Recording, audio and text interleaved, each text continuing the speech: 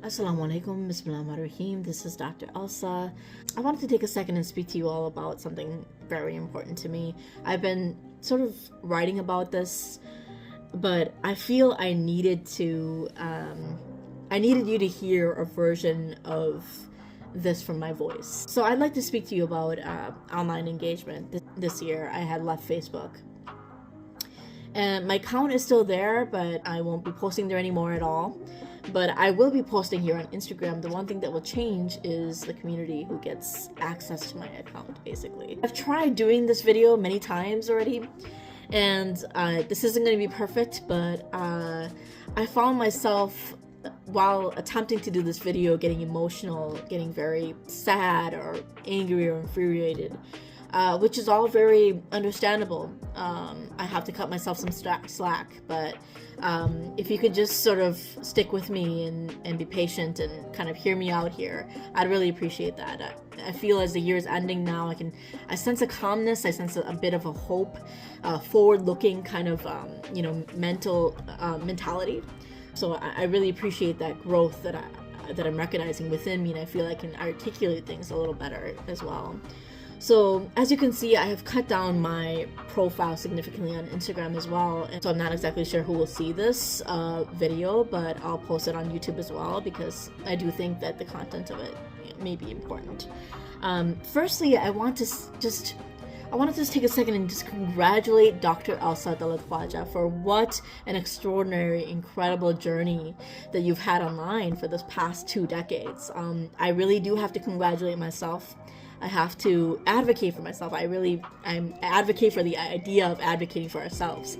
So I really, truly need to say that, congratulations. It's been, for the past 2 decades, it's been pretty incredible what you put out there. And I've learned so much throughout the process as a writer, as a blogger, as a vlogger, and I learned to be a natural I realized that I'm a natural memorist as well, and that is going to be something that I will harness going forward in a lot of ways. It was such a grand effort, and I don't consider it a wasted effort in any way. It was because so much of the content that I had in both Instagram and Facebook can be repurposed for other, possibly more impactful writing projects and other kinds of projects. So going down the list of what I've shared online, from vulnerable reflections to mental health advocacy and awareness and curing stigmas, documenting my journey, survival journey, the academic and PhD journey, the political commentary, the progressive American politics,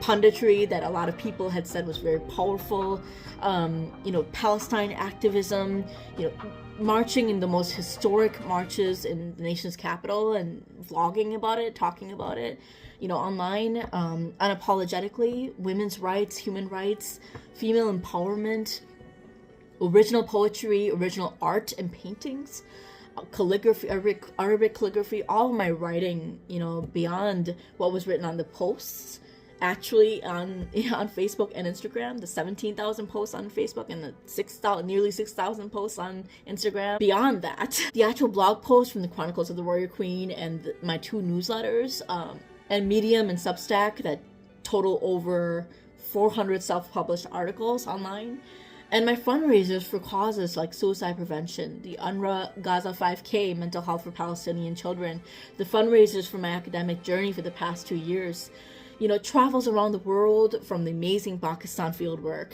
to the academic conferences in different locations, and most importantly, honoring my time with my family and the many memories I had with them, especially my parents, honoring my parents, and also the happy occasions, the anniversaries and graduations and weddings, and celebrating and honoring their special moments, as well as my own, for myself. And understanding the importance of celebrating your small wins and milestones. I want to thank everyone sincerely from the bottom of my heart who have been with me and who have been consistently there, because there have been a few of you who truly have been rooting for me and really value me. And to you, I sincerely thank you for seeing value in me. You gave me that hope to stay resilient and consistent and persistent on social media. With all of this, I'm just not sure how an objective observer could really review all of the content that I put out online, that I've just sort of shared with you, and could conclude, objectively, that I didn't deserve community, that I didn't deserve consistent support and attention and visibility for all that I was sharing. And as someone with marginal identity factors, someone who shared vulnerabilities and, about being suicidal and depressed and just really sensitive delicate topics, and being unapologetically speaking my truth and speaking truth to power, there is risk in that. But if you don't have the community, if you don't have the social protection to offset any possible negative onlookers, which you are bound to have because you are authentic, different, and real and vulnerable, you're bound to have negative onlookers. You're bound to have people who are not willing to understand. It's just really not sustainable. It's not possible to continue with that particular community, with that particular space in that does not engage and does not support your presence, and rather watch and not sort of support what you're watching, and hence declare that what you're sharing, all what you're sharing from your heart and your soul, is just not valuable to them, and so they don't necessarily value your presence in these spaces. So you have to be able to find that community, and you can find that community. I still believe there's community out there for that. And I think a lot of you have known how I felt about building community and building a healthy and engaged community. And I hope to pursue that. But the problem here was that there was just way too much lurking and stalking and watching. And if you don't have that foundation of supportive people, that it can be so overwhelming to absorb all that lurking, all that stalking. So many people on your stories that just religiously watch and never engage. And that was far more, overwhelmingly more for me.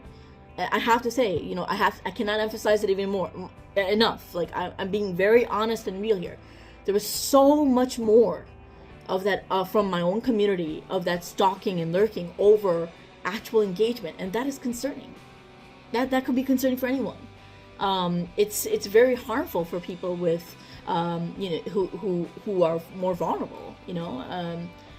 Understandably, you have to understand how the algorithm works as well with engagement. Engagement impacts whether you are seen by people and who really need to hear and see your message, and you have such an important message. I believe I have had an important message, which is why I have stayed resilient through all of that stalking and lurking, which can be defined as evil eye, basically.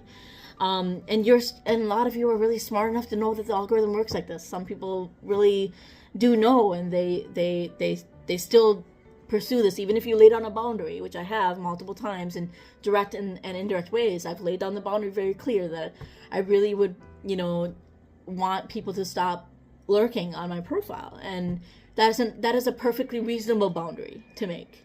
And I noticed that it's just really disappointing that people would rather burn the bridge, rather sort of like have access to you only and to monitor and watch you what you're doing, rather than actually engage you in a healthy way online, when you're putting so much out there of your life and your soul and your heart and all of what you're doing. And it's really disappointing when you realize who is doing that, and it's heartbreaking, really. A lot of people say that you shouldn't take this personally. A lot of people say that. Social media is personal. When you put that much out there, it's personal. It's your life.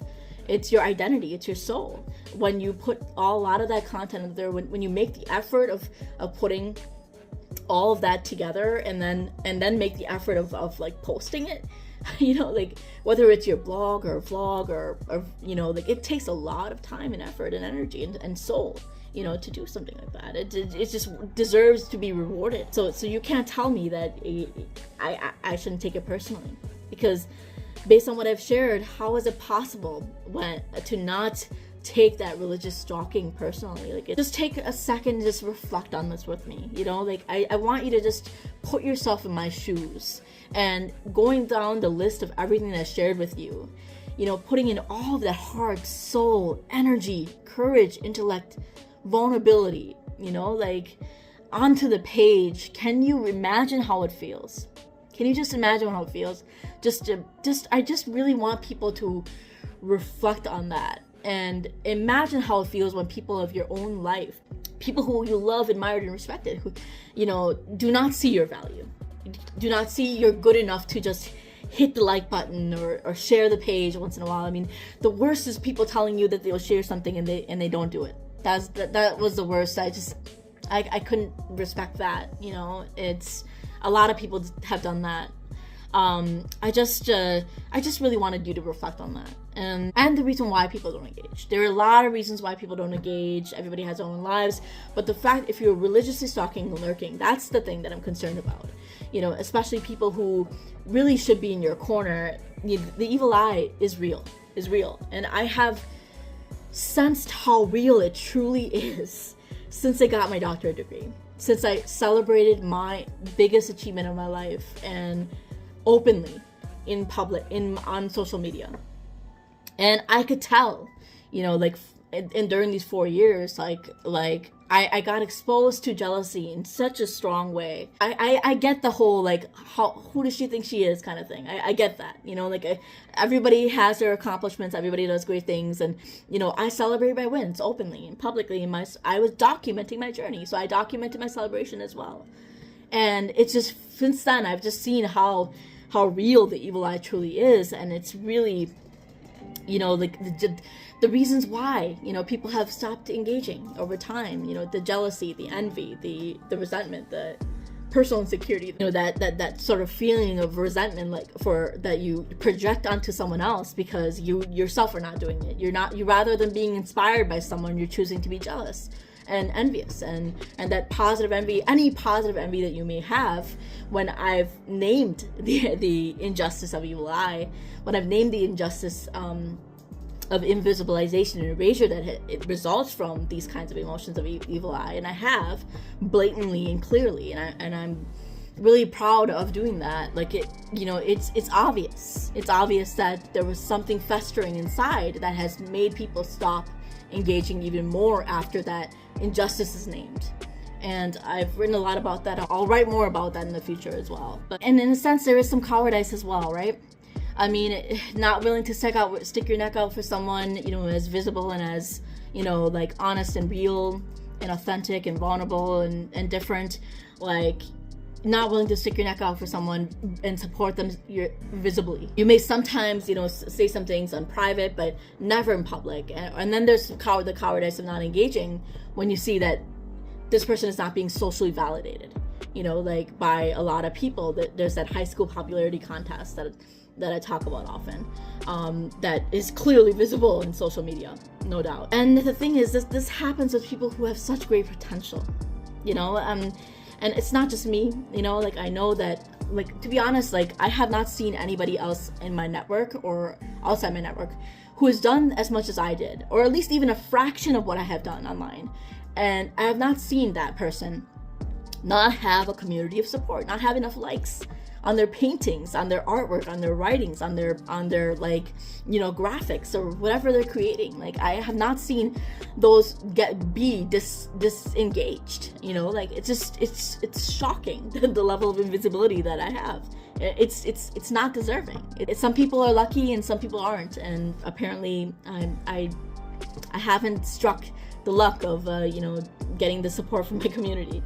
But in terms of the notion of jealousy, I honestly, everybody should know that I'm passionately against this emotion. Passionately against this emotion. I highly recommend people who have this tendency to be jealous of people on the internet to take a 14-day quarantine in their basement and slap the jealousy out of themselves, for at least 14 days. And I say 14 days because it connects to the pandemic, really. I have worked so hard to tame this emotion, and honestly, it truly is an epidemic. It truly is an infectious, contagious disease. Like, there's a contagious energy in it that you don't want on your life. You don't want to be that way to someone else, and you don't want to feel that from someone else. And I personally have had enough of it. I really don't want to be anywhere near anyone who is jealous. I don't want that emotion towards me, and I don't want emotion towards anyone else. And please, this is an individual and collective issue, and I'm happy to help anyone who needs help on working on. For that reason, I really want to be able to do an entire video on jealousy. I'll put it on YouTube, and I'll talk more about why I left Facebook probably from the year one mark in the summer sometime. And being on there for 20 years will always be an important chapter of my life. For as someone who's been active on social media for a great deal. And I think that people don't realize that this is not just a hobby for people, this is people's life. And sometimes people's livelihoods could be affected by it, especially if they're, sort of promoting their newsletters as I have, and promoting avenues in which, support could be given to them, whether it be my consulting page for finding clients, that I promoted, or other things. And one big prime example for that was my GoFundMe campaign that I created this summer for my travels to Boston and Vancouver for the academic conferences. Honestly, I can't look at people the same way anymore who I know saw that and skipped it and just did not engage or support it in any sort of way. There's so many ways that you can support those things without financial commitment, like you can share, you can like, you can even just engage it, for God's sake, and just say that you support this person. I mean, why is that so difficult?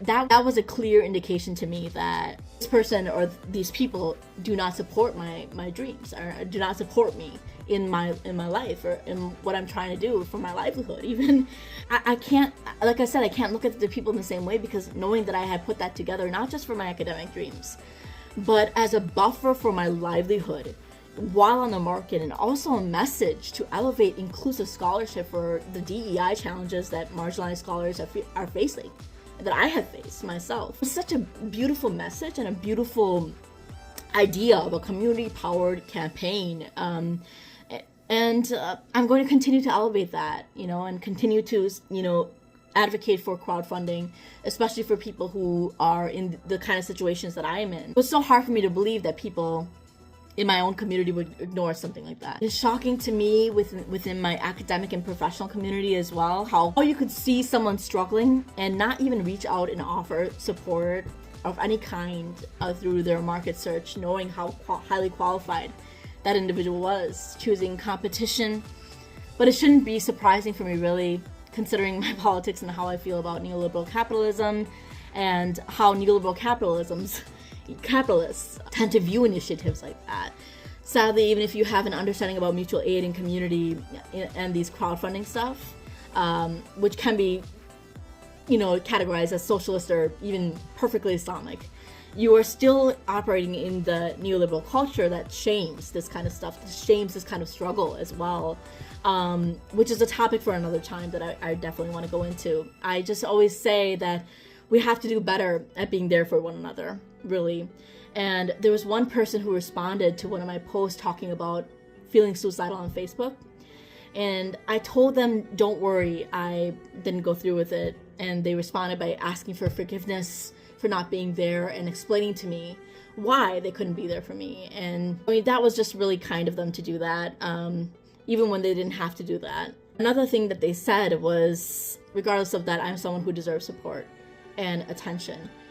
I'm not sure if they still believe in that, but I do believe that. I do believe that I had deserved attention and support, and I deserve better. And like I said, I do have to continue advocating for myself. There's more that I could say here, really, but I have to leave it at this. I do hope to cut people out who do not wish to engage me in any way going forward. I want to build a healthy and engaged community, as I said earlier, even a small foundation.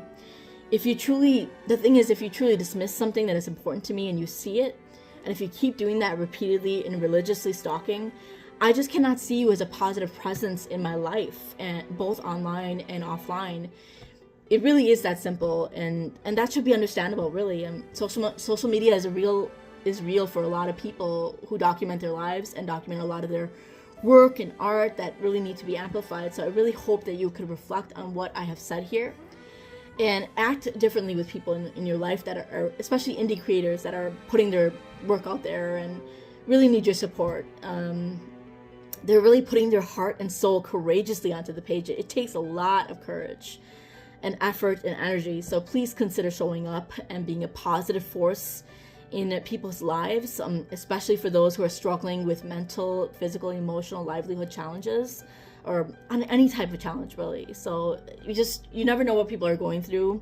And I understand that even people watching, you don't know what they're going through, but you're still watching and you're still lurking, so religiously, and that says a lot. And just root for people and just cheer for people. Be a cheerleader, like it really says a lot about a person's character if they're vulnerable and they cheer for people. So please consider what I've said to you. And if you want to follow me on Substack or YouTube, I have provided that information in the description. Thank you to everyone who has seen value in my contributions here in social media, on Facebook or Instagram especially. And I'm going to continue the efforts, just kind of redirect and just, continue experimenting, trial and error, going forward. I feel good about my next chapter, and I'm glad that I've been able to name these challenges, name these injustices. I'll continue, pushing through them going forward. Thank you so much for listening, for giving my voice a chance all these years, and I hope to stay resilient, empowered, and connected. Have a great new year. Signing off as Dr. Elsa, the Warrior Queen. Salam, peace, Allahu Akbar.